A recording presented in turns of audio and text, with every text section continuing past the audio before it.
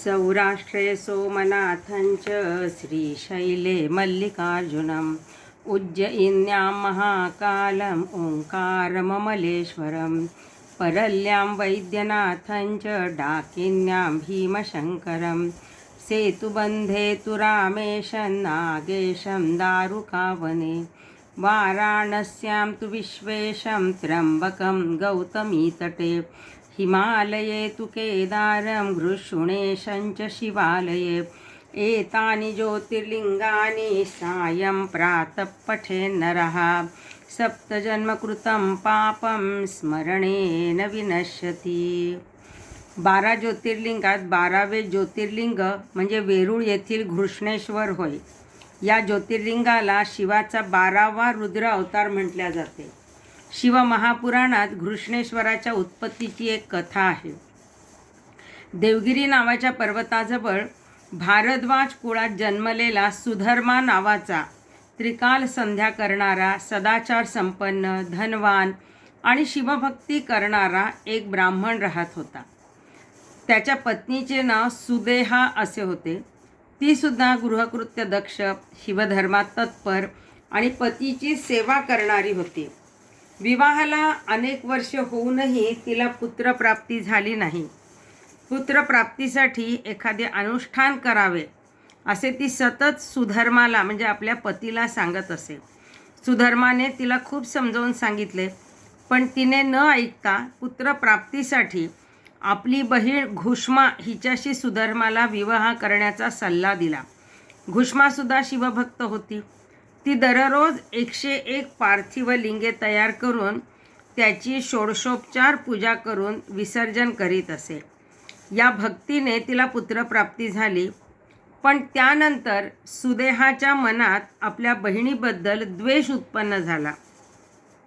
तो मुलगा मोठा झाला, त्याचा विवाह झाला, पण सुदेहा मात्र क्रोधातच होती। सावत्रपणाचा भास हा कठोर झाला आणि एके दिवशी रात्री तिने धारदार सुरीने पुत्राला ठार करून त्याच्या शरीराचे तुकडे करून सरोवरात टाकले। ज्या सरोवरामध्ये घुष्मा पार्थिव लिंगाचे विसर्जन करीत असे त्याच सरोवरात त्याने त्या शरीराचे तुकडे टाकले। सुदेहा हे कृत्य करून पुन्हा निवांत झोपली। सकाळी उठल्यावर सुनेने बघितले की आपला पती शेजारी नाही आणि अंथरुणावर रक्त आणि मांसाचे तुकडे आहेत। तेव्हा ती खूप रडू लागली, पण घुष्मा थोडीही विचलित झाली नाही। ती म्हणाली, भगवान शंकरासारखा जगतपिता आपल्या पाठीशी असल्यावर तुला घाबरण्याचे कारण नाही। तिने नित्य करणाऱ्या शिवसेवेत सुद्धा काही फरक पडू दिला नाही। पार्थिव लिंग तयार करून पूजा केली। सुधर्माने सुद्धा आपले नित्यकर्म केले। मला हा पुत्र शिवानेच दिला आहे, त्यामुळे तोच त्याचे रक्षण करेल असं म्हणून शिवावर पूर्ण विश्वास ठेवला आणि पार्थिव लिंगाचे विसर्जन करण्यासाठी ती सरोवरावर गेली। तेव्हा तिला त्या सरोवराच्या काठावर आपला मुलगा दिसला। तो म्हणाला, आई, आज मी तुझ्या पुण्याईने आणि शिवाच्या कृपेने जिवंत झालो आहे। तरीही ती शांत होती। घुष्मेच्या मनातील निष्ठा आणि साम्यावस्था बघून शिवाने प्रत्यक्ष दर्शन दिले आणि सांगितले की तुझ्या सवतीच्या दुष्टपणामुळे तुझा मुलगा मृत्यू पावला होता। मी याच त्रिशूळाने तिची हत्या करतो। पण घुष्मा म्हणाली की ती माझी मोठी बहीण आहे, तिचे रक्षण करा। तुमच्या दर्शनाने तिचे सुद्धा सर्व पापे नष्ट होतील। घुष्मेचे हे बोलणे ऐकून शिवांना खूप आनंद झाला। ते म्हणाले, तुझ्या भक्तीने मी खूप प्रसन्न झालो आहे, तू हवा तो वर माग। घुष्मा म्हणाली की प्रभो, मला वर देणार असलात तर जगाच्या कल्याणासाठी इथेच तुम्ही निवास करा। भगवान शिव म्हणाले, तुझ्या इच्छेनुसार मी इथेच निरंतर निवास करीन। माझे लिंग घुष्मेश या नावाने प्रसिद्ध होईल आणि हे सरोवर शिवलिंगाचे आलय आहे, म्हणून हे शिवालय त्रैलोक्यात प्रख्यात होईल। सरोवराच्या दर्शनाने मनुष्याच्या सर्व इच्छा पूर्ण होतील। त्यानंतर भगवान शंकर तिथे ज्योतिर्लिंगाच्या रूपाने स्थित झाले आणि हे घृष्णेश किंवा घृष्णेश्वर या नावाने प्रसिद्ध झाले आणि सरोवर शिवालय नावाने प्रसिद्ध झाले। कारण घुष्मा याच सरोवरामध्ये पूजा करून लिंग विसर्जित करीत होती. वेरूळ येथे निरंतर निवास करणाऱ्या घृष्णेश्वराचे अतिशय भावपूर्ण, अर्थपूर्ण आणि लयबद्ध असं स्तोत्र नानांनी, नारायणदेव यांनी रचले आहे. त्यामुळे त्याचा अर्थ समजून घेऊन अतिशय भक्तिभावाने म्हणले तर ते मनाला खूप भावते. मी त्या स्तोत्राचा अर्थ सांगण्याचा आज प्रयत्न करणार आहे. सुरुवातीला मी स्तोत्र म्हणणार आहे आणि मग त्यानंतर आपण अर्थ बघूया. श्री घृष्णेश्वर स्तोत्र. सदा रागासक्त त्रिजग जठरी चिंतिल कसा, जगन्नाथा जाळी सतत सकलाशा अनलसा, सदा ध्याती गाती हर हर धनेशादिक असे, न देशी घृष्णेशा सदय हृदया दर्शन कसे, कलाधीशा ईशा निज जन सख्या देह धरिसी, जगत्राता धाता हरिहर गणेशादि नटसी, सहस्राक्षादि जे त्रिदश गण जा रक्षित असे, न देशी घृष्णेशा सदय हृदया दर्शन कसे, चितारक्षा अंगी गरलधर कंठा त्रिनयना, जटाधारी साक्षात जनक जननी साधक जना, करी ढक्का नागा जिन कटितटी खंडक हरिसे, न देशी घृष्णेशा सदय हृदया दर्शन कसे, निशीनाथ ज्येष्ठा तरल तर गंगा जलशिरी, जगन्नाथा श्रेष्ठा स्थित सगण कैलास शिखरी, नगेंद्राची कन्या नलिन नयना रंजित असे, न देशी घृष्णेशा सदय हृदया दर्शन कसे, अचिंत्या ही लीला मलनर शिरश्रेणी शरला, कदानंदीयान स्थित न कळते शंकर कला, ललाटाक्षा कंठी धरणीधर हार धृत असे, न देशी घृष्णेशा सदय हृदया दर्शन कसे, गणेश स्कंदादी निजतनय सल्लालन करा, अनंगादी षट्क्षय कर करी सायक धरा, सहस्राक्षासी ही चकित कर जे चित्त हरसे, न देशी घृष्णेशा सदय हृदया दर्शन कसे, अहंता ही कृत्या निज हृदय कांतार जठरी, सदा खाते चित्ता दहन कर हे संकट हरी, जगज्जाली जे का अवघ जन रक्षा कर असे, न देशी घृष्णेशा सदय हृदया दर्शन कसे, अनंगारी ध्यानी सकल करणे लागती सदा, तदा चित ग्रंथी रहित असती साधक सदा, सदा जेणे शांती दृढतर निज ज्ञान निरसे, न देशी घृष्णेशा सदय हृदया दर्शन कसे, हर ध्यानासक्ता अढळ जडधी जागृती जरी, लया जाती साऱ्या त्रिजलग जलधी क्लेश लहरी, सदानंदी दीक्षा सदय नयने लक्षित असे, न देशी घृष्णेशा सदय हृदया दर्शन कसे, शरण्या काळासी नत चरण दासा दशकरा, निजानंदा देशी जनन लयनाशा नय करा, दशास्यादी चित्ती निशिदी निजया लक्षित असे, न देशी घृष्णेशा सदय हृदया दर्शन कसे, निराकारा नित्या गती न कळते किंचित जना, अतर्क्याच्या तर्का करीत थकल्या शेष रसना, अनाहात श्रेष्ठ स्थिती लय जगत कारण असे, न देशी घृष्णेशा सदय हृदया दर्शन कसे, न केंद्रहार धृतदेहची शंकराचा, गाता अनन्य शरणागत किंकराचा, ध्याती जया जन सदा जरितेची धन्य, नारायणाग्रज हि चिंतिलकात धन्य. शंभो हरोम हरोम हरोम हरोम. आता आपण त्याच्या अर्थाकडे बघूयात. पहिला श्लोक आहे, सदा रागासक्त त्रिजग जठरी चिंतिल कसा. हे स्तोत्र घृष्णेश्वराला म्हणजेच शंकराला उद्देशून म्हटले आहे. शंकर हा लवकर प्रसन्न होणारा आहे, तसाच तो शीघ्र कोपी सुद्धा आहे, म्हणून त्याला रागासक्त असे म्हटलेलं आहे. दुसरी ओळ, जगन्नाथा जाळी सतत सकलाशा अनलसा. हे जगन्नाथा म्हणजे हे शिवा, तू जर सतत रागामध्ये आसक्त राहिलास तर या त्रैलोक्याच्या जठराग्नीच्या चिंता कोण करेल. हे शिवा, तुझा क्रोध सगळ्या आशा जाळतो. अनलसा म्हणजे आळस, आळस सोडून. तिसरी ओळ, सदा ध्याती गाती हर हर धनेशाधिक असे. धनेश म्हणजे कुबेर.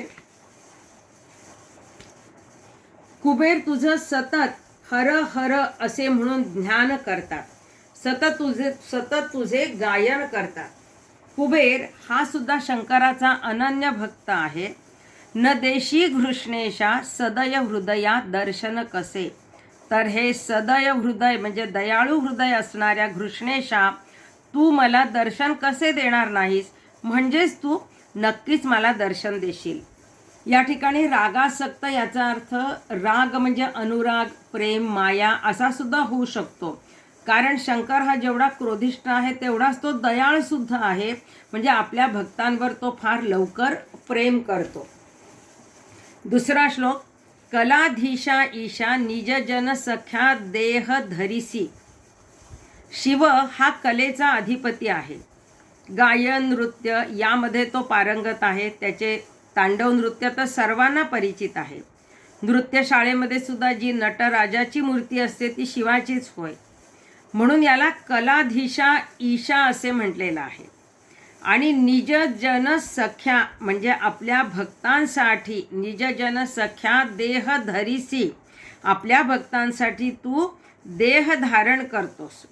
जगत्राता धाता हरिहर गणेशादी नटसी. जगत त्राता धाता म्हणजे संपूर्ण जगाला तारण करणारा आणि धारण करणारा असा तू हरिहर गणेश इत्यादींनी नटलेला आहेस. सहस्त्राक्षा दीजे त्रिदशगण ज्या रक्षित असे. सहस्त्राक्षा दीजे त्रिदशगण. आता सहस्त्राक्षा म्हणजे कोण, हजार डोळे असणारा इंद्र. या इंद्राचे सुद्धा तू काय करतोस तर तुझे त्रिदशगण म्हणजे 30 गण रक्षण करतात, म्हणजेच तू इंद्रावर सुद्धा दया करतोस. शंकराचे 30 गण म्हणजे त्याचे सेवक आहेत, ज्यामध्ये बाणासूर, नंदी हे सर्वजण येतात. न देशी घृष्णेशा सदय हृदया दर्शन कसे. तर असा घृष्णेशा सदय हृदया धाता त्राता असणारा दयाळू असा, हे तू मला दर्शन कसे देणार नाहीस, म्हणजेच तू मला नक्की दर्शन देशील. तिसरा श्लोक, चितारक्षा अंगी गललधर कंठा त्रिनयना. या श्लोकात सुद्धा शिवाची विशेषणेच आहेत. चितारक्षा अंगी गरलधर कंठी त्रिनयना. शंकराने आपल्या अंगाला काय केलेलं आहे तर चिताभस्म लावलेले आहे. तसेच कंठात म्हणजे गळ्यामध्ये आणि गरल म्हणजे विष धारण केले आहे. समुद्र मंथनाच्या वेळी हलाहल विष शंकराने प्राशन केले आणि ते आपल्या कंठामध्ये ठेवले होते, म्हणून त्याला नीळकंठसुद्धा म्हणतात. ही कथा आपल्याला सगळ्यांना माहिती आहे, म्हणून याला त्यांनी गरलधर कंठा असे म्हटलेले आहे. आणि तसेच त्रिनयना, शंकराला 3 डोळे आहेत म्हणून त्याला त्रिनयना ही एवढी विशेषणं पहिल्या ओळीत वापरलेली आहेत. जटाधारी साक्षात जनक जननी साधक जना. जटाधारी, डोक्यावर जटा असल्याने त्याला जटाधारी म्हणलेलं आहे. आणि साधक जना म्हणजे तुझी साधना करणाऱ्या लोकांसाठी, तुझ्या भक्तांसाठी तू कसा आहेस तर साक्षात जनक जननी, प्रत्यक्ष आई वडिलांसारखा आहेस. करी ढक्का नागाजीन कटीतटी खंड धरिसी. शिव हे दिगंबर आहेत आणि म्हणून त्यांनी आपल्या कटीतटी म्हणजे कमरेच्या भोवती नागाजीन, नागाचे वस्त्र आणि ढक्का म्हणजे झाकून घेतलेले आहे. आणि खंड धरिसी म्हणजे छोटे छोटे नाग त्यांनी आपल्या कमरेभोवती झाकून घेतलेले आहेत. तर अशा न देशी घृष्णेशा सदय हृदया दर्शन कैसे. तर अशा हे दयाळू हृदय असणाऱ्या घृष्णेश्वरा, तुम्हाला दर्शन कसे काय देणार नाहीस, म्हणजेच तुम्हाला नक्की दर्शन देशील. 4था श्लोक. निशीनाथ ज्येष्ठा तरल गंगा जल शिरी. या श्लोकात सुद्धा शिवाचीच विशेषणे सांगितलेली आहेत. निशीनाथ, निशीनाथ म्हणजे काय, रात्रीचा नाथ म्हणजे चंद्र, तो शिवाने डोक्यावर धारण केलेला आहे. तसेच ज्येष्ठा तरल तर गंगा शिरी. तरल तर म्हणजे प्रवाह आणि ज्येष्ठा म्हणजे मोठा. शिवाने गंगेचा मोठा प्रवाह डोक्यावर धारण केलेला आहे. आणि तो कुठं स्थित आहे तर जगन्नाथा श्रेष्ठा स्थित सगण कैलास शिखरी. की तू श्रेष्ठ अशा कैलास शिखरावर सगण म्हणजे तुझ्या गणासहित राहतो. नगेंद्राची कन्या नलिन नयना रंजित असे. नगेंद्र म्हणजे हिमालय आणि नगेंद्राची कन्या म्हणजे पार्वती, जी कशी आहे तर नलिन नयना. नलिन म्हणजे कमळ, कमळाच्या पाकळीप्रमाणे डोळे असणारी पार्वती शिवावर रंजित असे म्हणजे मोहित होते. नदेशी घृष्णेशा सदय हृदया दर्शन कसे. तर हे दयाळू अशा घृष्णेशा, तुम्हाला दर्शन कसे देणार नाही, मी तर तुझा निस्सीम भक्त आहे, त्यामुळे तुम्हाला नक्कीच दर्शन देशील. पुढचा 5वा श्लोक. अचिंत्या ही लीला मल नर शिर श्रेणी सरला. हे शिवा, तुझी लीला अचिंत्य अशी आहे. अचिंत्य म्हणजे कोणालाही समजण्यास कठीण अशी आहे. आणि मल म्हणजे भस्म, तू भस्म धारण केलेले आहेस. आणि नर शिर श्रेणी सरला. नर म्हणजे माणूस आणि शिर म्हणजे डोके किंवा ज्याला मुंडके आपण असं म्हणतो, आणि श्रेणी म्हणजे माळ. शिवाने माणसाच्या मुंडक्यांची सरळ माळ गळ्यामध्ये धारण केलेली आहे. कदा नंदी यान स्थितन कळते शंकराला. यान म्हणजे वाहन. नंदी हे शिवाचे वाहन आहे, म्हणून नंदीवर स्थित असलेल्या हे शंकरा, तुझी कला कोणालाही कळत नाही. ललाटाक्षा कंठी धरेणधर हार धृत असे. हे ललाटाक्षा, ललाटाक्ष हे शिवालाच म्हटलेले आहे. ललाट म्हणजे कपाळ आणि अक्ष म्हणजे डोळा. शिवाचा 3रा डोळा त्याच्या कपाळावर आहे म्हणून त्याला ललाटाक्ष असे म्हटलेलं आहे. आणि तू काय केलेला आहेस तर गळ्यामध्ये धरणीधराचा हार घातलेला आहेस. धरणीधर म्हणजे धरणीला धारण करणारा शेषनाग. आपली पृथ्वी शेषनागाच्या फण्यावर आहे असे मानले जाते. त्या शेषनागाचा हार तू धारण केलेला आहेस. तर नदेशी घृष्णेशा सदय हृदया दर्शन कसे. तर हे घृष्णेशा, तू मला दर्शन कसे काय देणार नाहीस, म्हणजेच मला तू नक्कीच दर्शन देणार आहेस. 6वा श्लोक. गणेश स्कंदादी निज तनय सल्लालन करा. स्कंद म्हणजे कार्तिकेय. गणेश आणि कार्तिकेय हे शिवाचे पुत्र. निज तनय, तनय म्हणजे मुलगा, या आपल्या दोन्ही पुत्रांचे आपण लालन पालन केले. अनंगाती षट क्षयकर करी सायक धरा. अनंग म्हणजे कामदेव आणि कामदेवाचा षटक म्हणजे काम क्रोध लोभ मोह मद मत्सर या 6 शत्रूंचा आपण काय, क्षय म्हणजे नाश करता, आणि आपण हातामध्ये सायक म्हणजे पिनाक धनुष्य धारण केलेलं आहे. आणि अशा सहस्त्राक्षासीही चकित करजे चित्त हरसे. सहस्त्राक्ष म्हणजे इंद्र. या इंद्रसुद्धा या गोष्टींमुळे आश्चर्यचकित होतो, त्यामुळे चित्तहरण होते. तर अशा हे कृष्णेशा नदेशी कृष्णेशा सदय हृदया दर्शन कसे. तर हे सदैव हृदय असणाऱ्या कृष्णेशा तू मला कसे काय दर्शन देणार नाहीस, म्हणजेच नक्कीच दर्शन देशील. 7वा श्लोक. अहंता ही कृत्या निज हृदय कांतार जठरी. या श्लोकामध्ये अहंता म्हणजे अहंकार, आणि या अहंकाराला त्यांनी कृत्या म्हणजे राक्षसी म्हटलेले आहे. माणसाजवळ अहंकार असला की त्याची काहीच प्रगती होऊ शकत नाही, म्हणून त्यांनी असे म्हटले आहे की अहंकाररूपी कृत्या ही राक्षसी माणसाच्या हृदयाला जठराला सतत खाते, सदा खाते चित्ता दहन कर हे संकट हरी. तर हे शिवा माझ्या हृदयातील अहंकार हा तू दहन म्हणजे जाळून टाक, आणि तू माझे संकट दूर कर. जगत जाली जे का अवघ जन रक्ष कर असे. जगत जाली, जगत म्हणजे या संसाररूपी सागरात, अवघे जन सगळे लोक जे अडकलेले आहेत त्यांचे तू रक्षण कर. नदेशी घृष्णेशा सदय हृदया दर्शन कसे. तर अशा हे सदैव हृदय असणाऱ्या घृष्णेशा तू मला कसे काय दर्शन देणार नाहीस. 8वा श्लोक. अनंगारी ध्यानी सकल करणे लागती सदा. तदा चिच्चित ग्रंथी रहित असती साधक सदा. सदा जेणे शांती दृढतर निज ज्ञान निरसे. नदेशी घृष्णेशा सकल हृदया दर्शन कसे. अनंग, अनंग म्हणजे कामदेव, आणि अनंगारी, अरी म्हणजे शत्रू. कामदेवाचा शत्रू कोण, तर शिव. तर त्या शिवाचे साधक सतत ध्यान करू लागले. अनंगारी ध्यानी सकल करणे लागती सदा. जर सतत ध्यान करू लागले तर काय होईल, तर चिच्चित ग्रंथी रहित असती.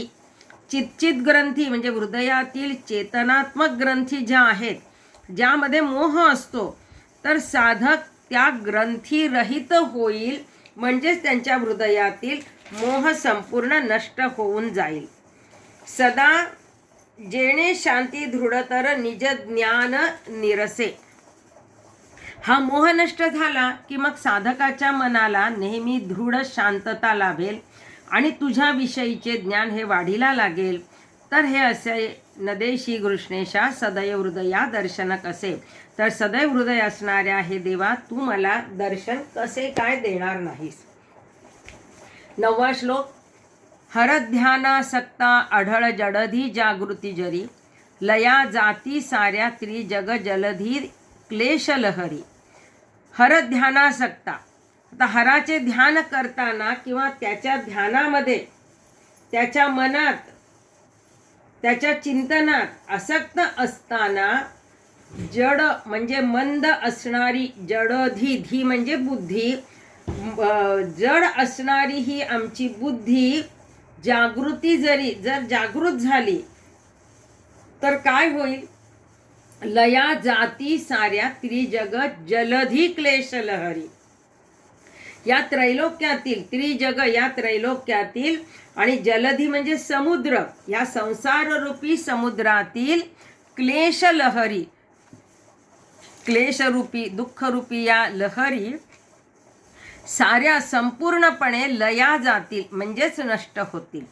सदानंदी दीक्षा सदय नयन लक्षित असे. सदानंदी शिव कसा आहे, तर सतत आनंदामध्येच मग्न आहे. तर हे आनंदात मग्न असणाऱ्या हे शिवा तुझ्या सदय नयन लक्षित असे. तर तुझे दयापूर्ण नयन कोणामध्ये दीक्षा म्हणजे तुझे जे भक्त आहेत या भक्तांवर तुझ्या दयाळू दृष्टीने तुझे सतत लक्ष असते, तर नदेशी घृष्णेशा सदय हृदया दर्शन कसे. तर हे घृष्णेशा तू मला कसे काय दर्शन देणार नाहीस, म्हणजेच मला तू नक्की दर्शन देशील. 10वा श्लोक. शरण्या काळासी नत चरण दासा दश करा. नत चरण दास, नत म्हणजे नम्र, आणि चरण तुझ्या चरणावर नम्र झालेला मी तुझा दास. आणि दशकरा, हे दशकरा हे विशेषण शिवासाठीच आहे, कारण शिवाला 5 मुखे होती आणि त्याचे 10 हात, म्हणून दशकरा असं म्हटलेलं आहे. आणि शरण्या काळासी, शरण्या, शरण्या म्हणजे शरण आलेल्यांचे रक्षण करणारा शिव हा. आणि महाकाळ, शिव हा संहार करणारा आहे, म्हणून तो महाकाळ म्हणजे काळाचाही काळ आहे. आणि म्हणून शरण्या काळासी, हे शंकरा मी नम्र असा तुझ्या चरणाचा दास आहे.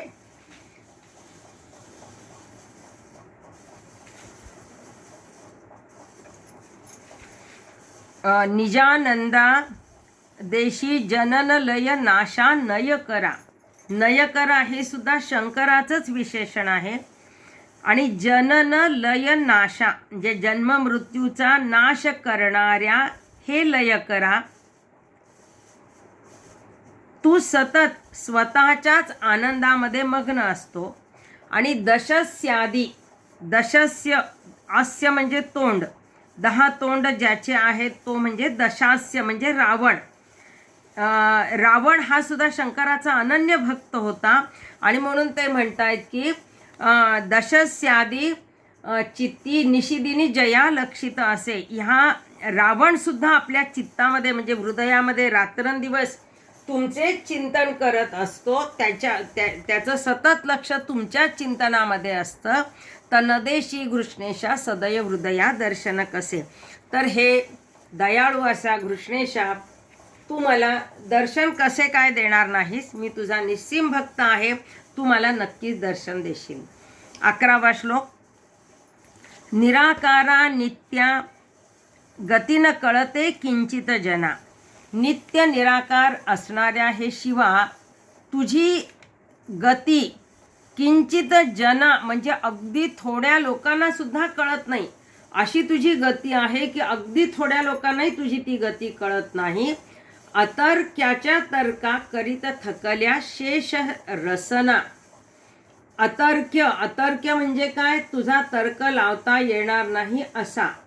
तर तुझा तर्क लावताना शेष रसना थकल्या. शेष म्हणजे शेष नागाच्या जिभा सुद्धा या थकल्या. आणि अनाहात श्रेष्ठ स्थितीलय जगत कारण असे. अनाहात म्हणजे स्वयंभू, स्वयंभूमध्ये श्रेष्ठ असणाऱ्या असा तू काय आहे, तर जगाच्या स्थिती लय जगत कारण असे. स्थिती आणि लयाला कारणीभूत असणारा असा तू आहेस. तसा नदेशी घृष्णेशा सदय हृदया दर्शन कसे. तर हे सदैव हृदय असणाऱ्या घृष्णेशा तू मला कसे काय दर्शन देणार नाहीस, मी तुझा अनन्य भक्त असल्यामुळे तू मला नक्कीच दर्शन देणार आहेस. आणि 12वा आणि शेवटचा श्लोक. नगेंद्रहार धृत देहची शंकराचा. हा शिवाचा देह म्हणजे काय म्हणलेलं आहे त्यांनी, नगेंद्राचा हार धारण केलेला आहे. नग म्हणजे पर्वत, आणि पर्वताचा राजा म्हणजे हिमालय. हिमालय पर्वत हे शंकराचे निवासस्थान म्हणजे कैलास पर्वत म्हणजे हिमालयात आहे. मी तुमचा अनन्य शरणागत असा मी तुमचा गाता अनन्य शरणागत किंकराचा. मी काय आहे तर तुमचा अनन्य असा शरणागत किंकर म्हणजे सेवक आहे, दास आहे, की मी तुमचा काय करतो तर गाता तुमचे गुणगान गातो. आणि ध्याती तया सदा जन सदा जरी तेची धन्य. आणि तुमचे गुणगान मी सतत गात असतो, तुमचे ध्यान करतो. आणि असे ध्यान करणारे खरोखर धन्य आहेत. आणि नारायणाग्रज ही चिंतील का तदन्य. तर नारायणाग्रज म्हणजे नारायणाचा मोठा भाऊ, अग्रज म्हणजे मोठा भाऊ, चिंतिलका तदन्य म्हणजे तो सुद्धा यापेक्षा वेगळे काय चिंतन करणार आहे, म्हणजे तो एवढंच चिंतन करणार आहे की हे घृष्णेश्वा नदेशी घृष्णेशा सदय हृदया दर्शन कसे, की हे घृष्णेशा तू मला कसे काय दर्शन देणार नाहीस, तर तू नक्कीच मला दर्शन देणार आहेस. कायेन वाचा मनसेंद्रियैर्वा बुद्ध्यात्मना मा प्रकृती स्वभावात करोमि यद्यत् सकलं परस्मै नारायणायति समर्पयामि.